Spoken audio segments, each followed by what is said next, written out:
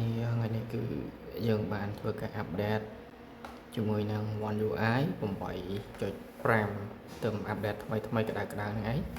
ហើយដល់ពេលយើងអាប់ដេតហើយយើងមានអារម្មណ៍ថា icon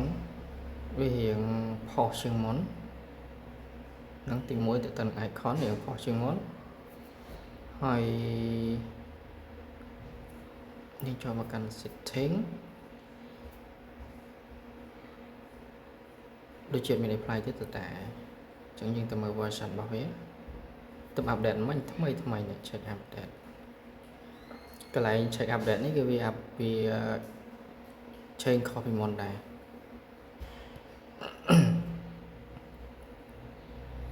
ចង់វាអត់ចេញដូចមុនទេពីមុនវាចេញ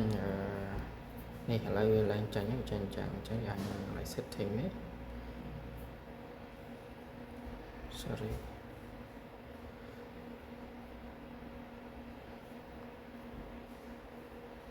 នេះ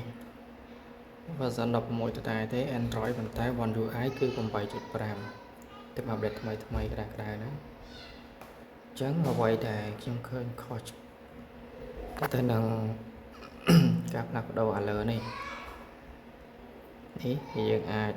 ដាក់ឲ្យវាទូចបានឃើញទេអែមហ្នឹងអញ្ចឹងអានេះយើងអាចលុបបានកន្លែងនេះក៏យើងលុបបានកន្លែងនេះយើងអាចដាក់ខ្លីបាន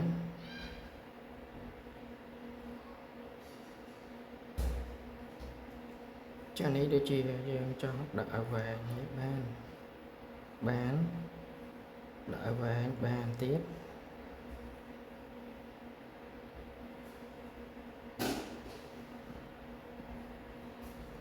យើងដាក់បានហើយយើងអាចយកនេះមកដាក់ចឹងបានទៀតអូខេហើយអានេះអាចដាក់ខាងក្រៅបានចឹងមកអូខេយើងសាកមកតំណងអត់មួយយ៉ាងដែរតាអូខេកន្លែងហ្នឹងមួយហើយមួយទៀតទៅនឹង AI អញ្ចឹង AI ឧទាហរណ៍ថាខ្ញុំចង់ edit រូបមួយចុះ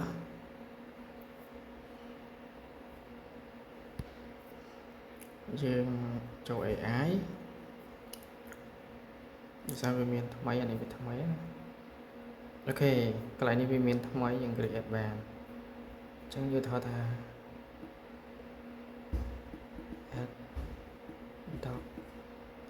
ចាំមកវាចេញហើយអត់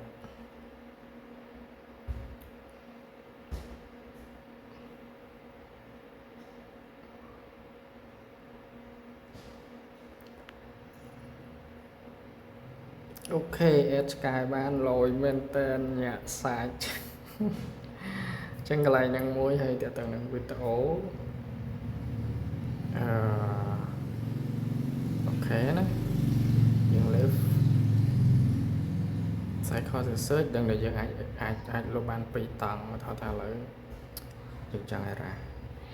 ឡើងនេះមួយបន្ទាប់មកយើង error ហើយ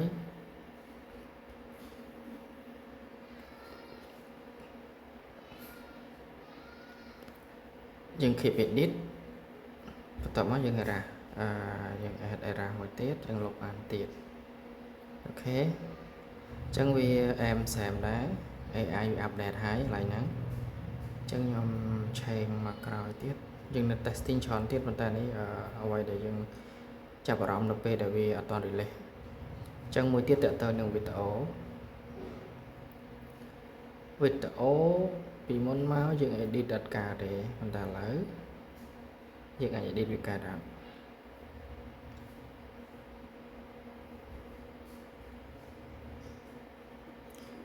តទៅនឹង log វីដេអូ